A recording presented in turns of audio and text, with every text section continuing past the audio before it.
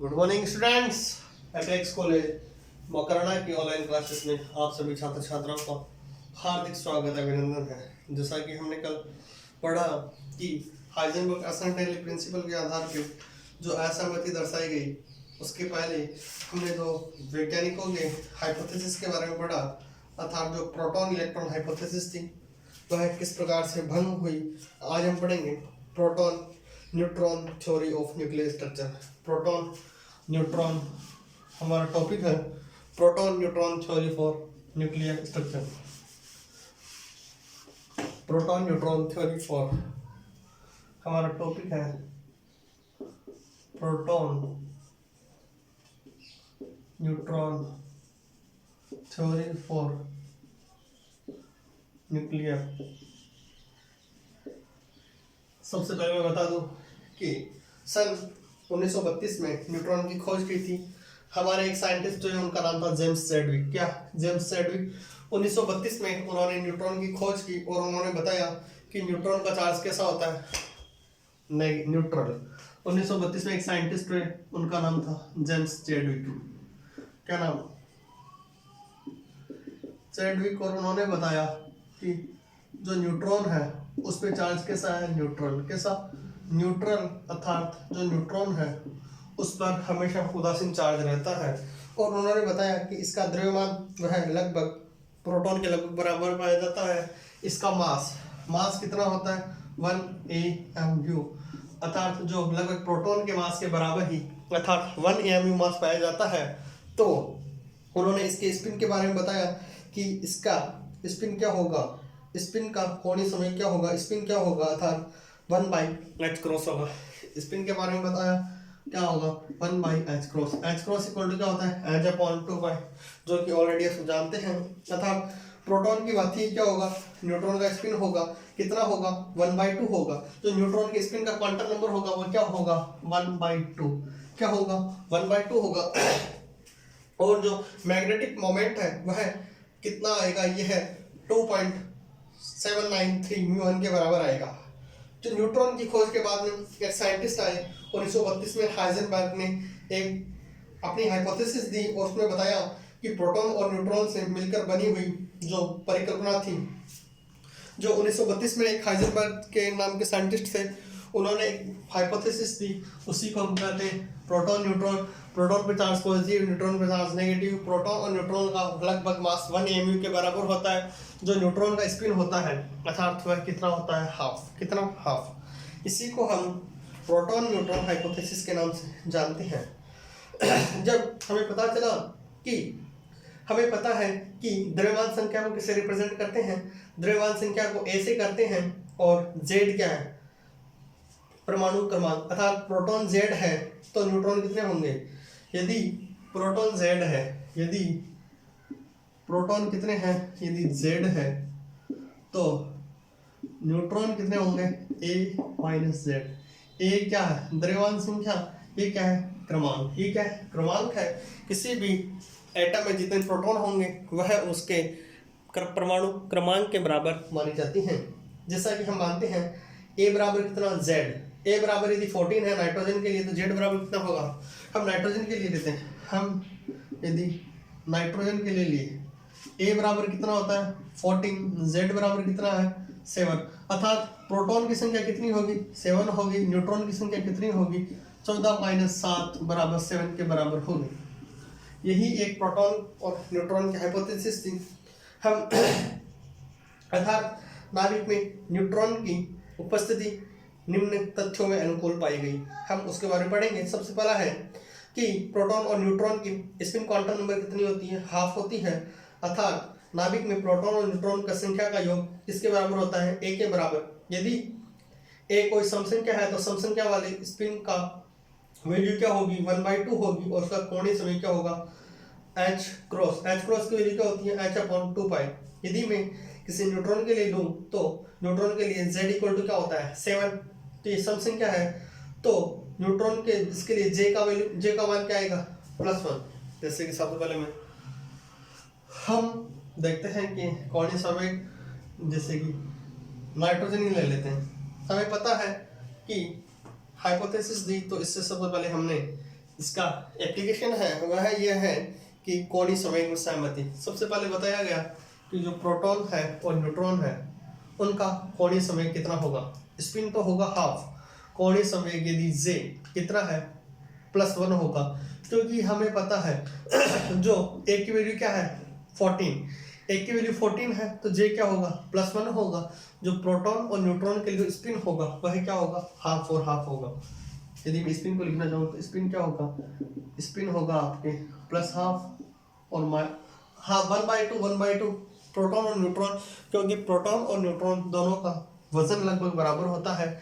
Nucleus में proton और neutron पाए जाते हैं। दूसरा एप्लीकेशन है इसका कि नाभिक में न्यूट्रॉन की उपस्थिति से जो एक बताया था कि जो नाभिक की साइज है वह लगभग 10⁻⁻14 मीटर या कई बार 10⁻⁻15 अर्थात फर्मी साइज के बारे में बताया गया है। और हमें पता है कि जो E इक्वल टू क्या होता है mc², इससे K इक्वल टू क्या होता है E minus mc², K equal to क्या होता है E माइनस mc² अर्थात mc² इक्वल टू क्या हो गया mc² इक्वल टू हो गया E माइनस K। जो आइंस्टाइन इक्वेशन थी E इक्वल टू mc²।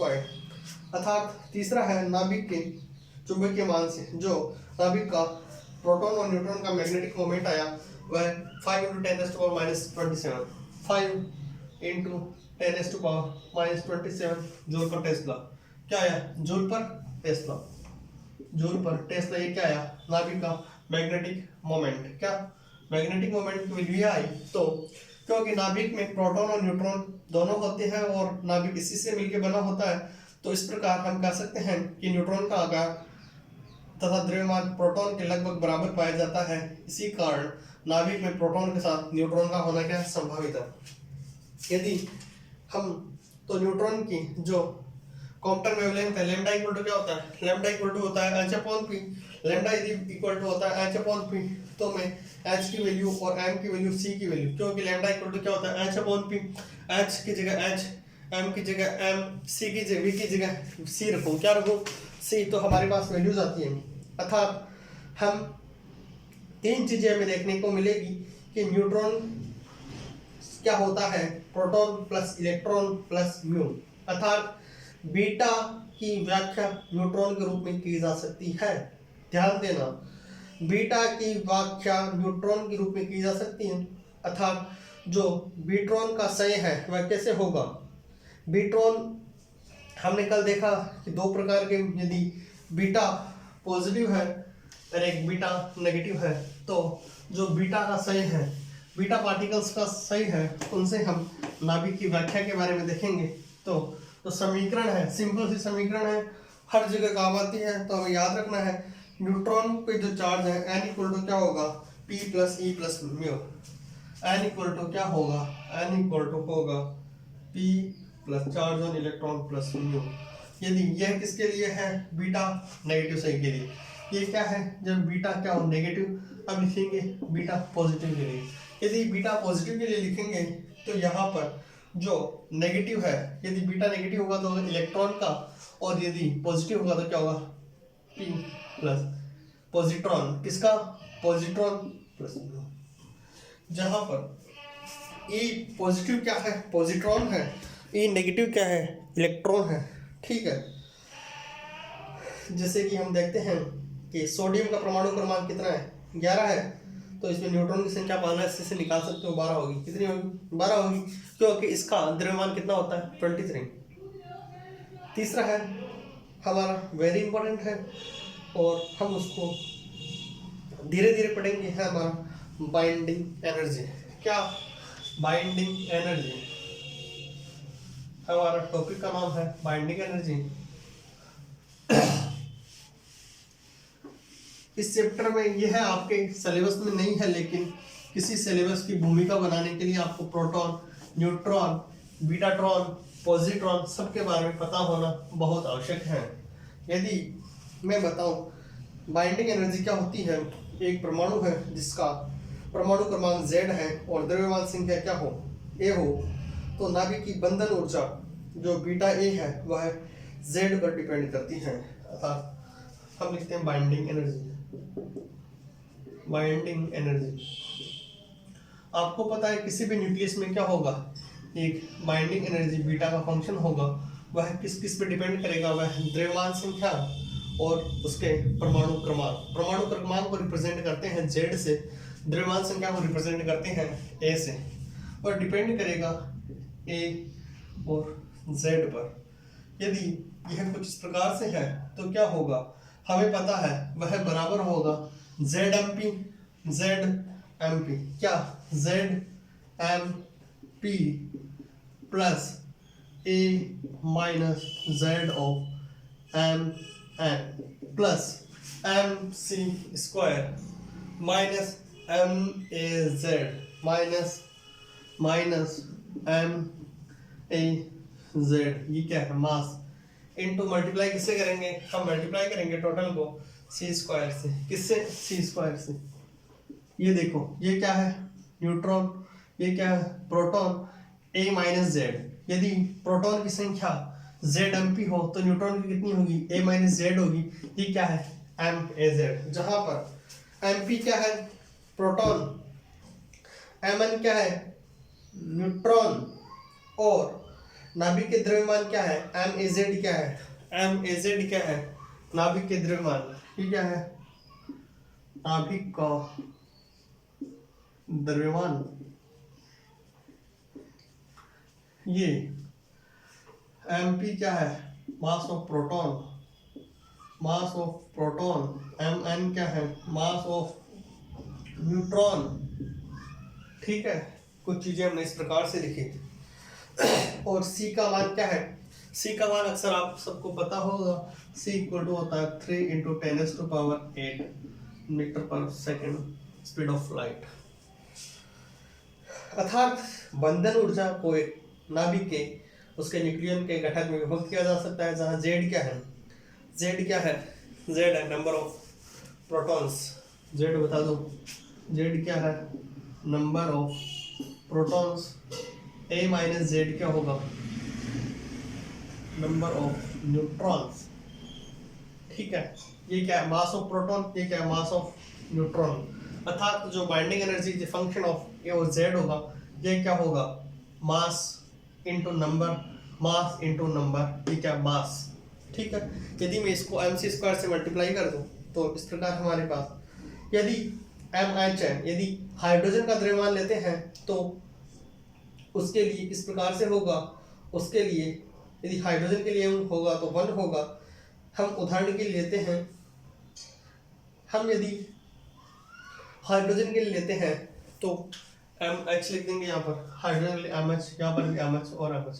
हमें पता है इसमें हाइड्रोजन में न्यूट्रॉन क्या होता है, न्यूट्रॉन नहीं होता। ठीक है, न्यूट्रॉन नहीं होता तो जो नाभिक की ऊर्जा है E इक्वल टू क्या होगी, MC स्क्वायर, और 1 AMU की वैल्यू होती है 931.5 मेगा इलेक्ट्रॉन वोल्ट। जो हम गणना करते हैं वाला वो डेल M के बराबर आती है, आपको पता है। हम अब देखते हैं दूसरा हमारा छोटा सा टॉपिक है मास डिफेक्ट। वेरी सिंपल सा है। अब हमारा मास डिफेक्ट, अर्थात मास में जो कमी आएगी वो है कितनी आएगी, मास डिफेक्ट। ये भी छोटा सा है। यदि हम इसमें देखें कि कोई परमाणु जिसका द्रव्यमान A है एंड जो परमाणु क्रमांक Z है, तो MAZ का मान क्या होगा, MAZ का मान इधर देखो, MAZ ये क्या लिखा हुआ है, MAZ का मान क्या होगा, MZMP plus A minus Z into MN। यदि मैं MAZ का मान लिखना चाहूँ जिसका किसके बराबर होगा, MZ into MP plus A minus Z into MN, दोनों के बराबर होगा। अर्थात न्यूक्लियनों के द्रव्यमान क्या होंगे, कुल योग से क्या यदि कम प्राप्त होते हैं तो इसे कहते हैं द्रव्यमान की सती। क्या कहते हैं, द्रव्यमान की सती। अर्थात हमें एक्चुअल में ये प्राप्त होना चाहिए, क्या होना चाहिए, ये प्राप्त होना चाहिए, लेकिन हमें एक टर्म आ रही है, क्या आ रही है टर्म, यदि टोटल तो ये होना चाहिए लेकिन इसमें से इसको घटा रहे हैं तो यही क्या है, मास में कमी है, यही क्या है, मास में कमी। लेकिन हमें पता है डेल M इक्वल टू क्या आएगा, डेल M इक्वल टू होगा ZMP T plus A minus Z into Mn minus MAZ। ये क्या है? मास डिफेक्ट है। क्या है? मास डिफेक्ट है। अर्थात जो द्रव्यमान में क्षति होगी वह कुछ इस प्रकार से होगी। MAZ उस परमाणु का द्रव्यमान है जिसके नाभिक की क्षति यहाँ पर हमने ज्ञात की है। अर्थात जो डेल है उसको क्या कहेंगे? मास एक्सिस कहेंगे। डेल को क्या कहेंगे? मास एक्सिस। तो क्या लिख देते हैं? डेल को क्या लिखेंगे? मास एक्सिस। क्या कहेंगे? मास एक्सिस। हम अगली क्लास में पैकिंग फ्रैक्शन पढ़ेंगे, बाइंडिंग एनर्जी के रूप में पढ़ेंगे, क्योंकि हमें पता है जो म्यू का मान होता है 931.5 मेगा इलेक्ट्रॉन वोल्ट होता है। तब तक के लिए मैं आप सभी छात्र छात्राओं का एपेक्स कॉलेज मकराना परिवार की तरफ से बहुत बहुत आभार ज्ञापित करता हूँ। And again thank you so much.